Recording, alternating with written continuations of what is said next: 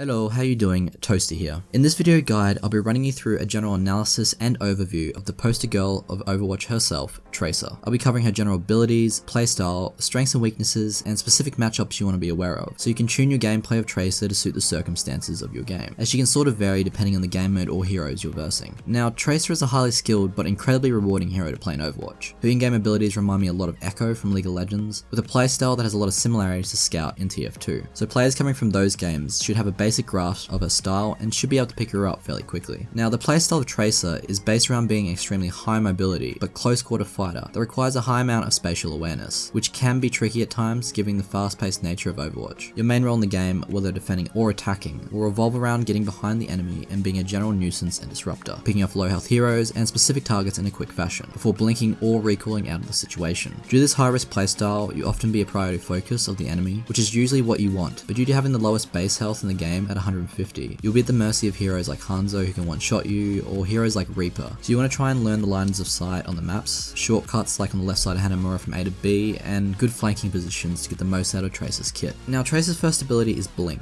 Blink is the reason she arguably has the best mobility in the game, allowing her to blink in any horizontal direction over a 10-meter distance a maximum of 3 times, before having to wait 4 seconds for a single blink to recharge. You often have to manage this cooldown effectively in order to keep Tracer constantly moving across the battlefield and to not get focused. Once Blink and a recall are both on cooldown, she becomes a very easy target, so always try and keep a charge or 2 up when in teamfights or 1v1 situations. You'll be using this ability to evade damage when trying to find a good flanking position around the enemy to take them from surprise, and you'll also be your tool for getting a well-placed ultimate off. Remember, you do not need to face the direction you are blinking, which allows you to keep your DPS up when juking enemies. Her second main ability is Recall, which reminds your character 3 seconds into the past, back to her prior health and position, and reloading her ammo. This will be a bread and butter spell for getting out of any difficult situations, hopefully after picking up a kill in the backline and tanking some damage in enemy aggro. Remember that this will not reset your blink ability charges, so you need to be managing that cooldown separately if you're still in a position of danger after a recall, as it's on a 12-second cooldown. Now, your main source of damage will be through your pulse pistols, which is a scatter shot of 40 bullets within a circular crosshair. In order to be doing any meaningful damage, you'll be wanting to get into close range, giving you 6 damage per hit, doubling to 12 with headshots. This means in most circumstances, barring armor, you should be able to deal about 240 damage on a target if you hit every bullet before having to reload, which is over the average health of heroes in Overwatch at about 200, and most of the heroes that you'll be aiming to kill. This makes it great for quick assassinations in the backline, if you can land most of your shots, and will make it only faster if you have really good aim and can pop those headshots. So accuracy will be one of the key factors between the average and high tier Tracers, and should be something you should look out for.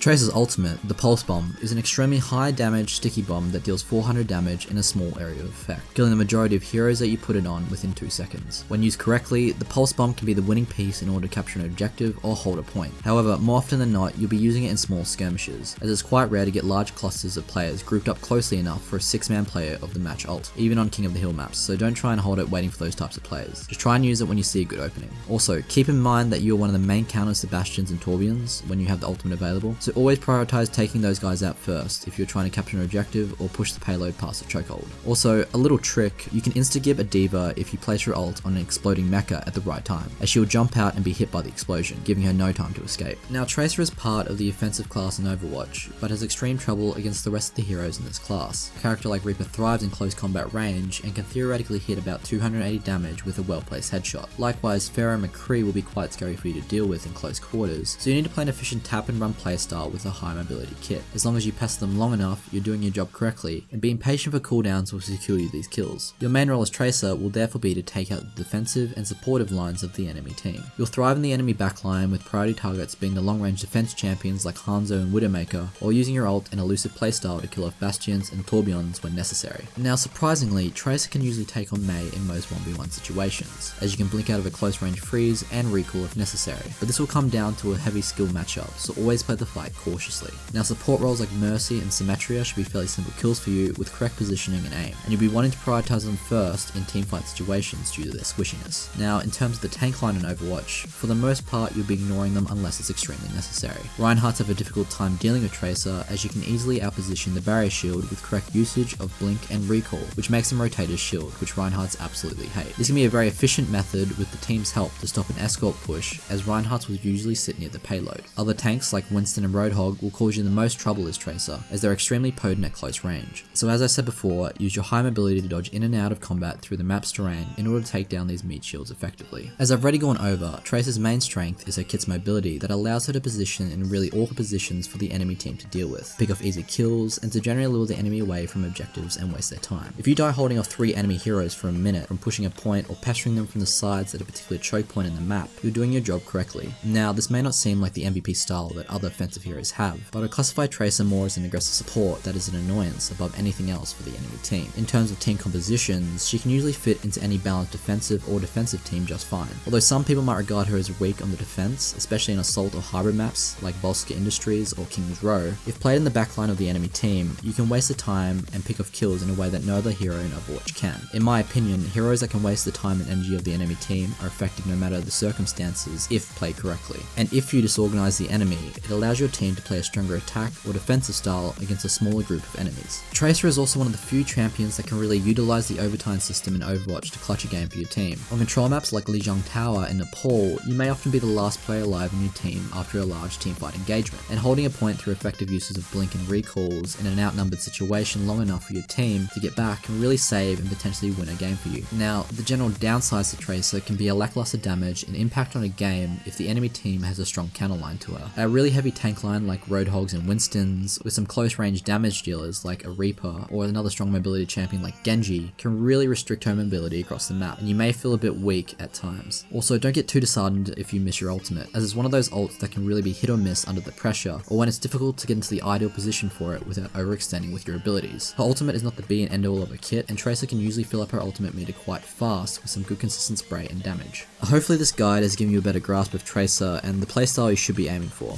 You want to constantly be on the move, trying to pick out specific targets like Mercy and Widowmaker, and just be a general time sink that the enemy doesn't but has to deal with, and you should start to understand the overall niche in Overwatch that Tracer plays. I'll also be going through the whole roster of Overwatch heroes in a similar fashion to this analysis guide in the coming weeks, so stay tuned for those. Anyways everyone, hope you guys enjoyed the video, thanks for watching, and as always, stay toasty.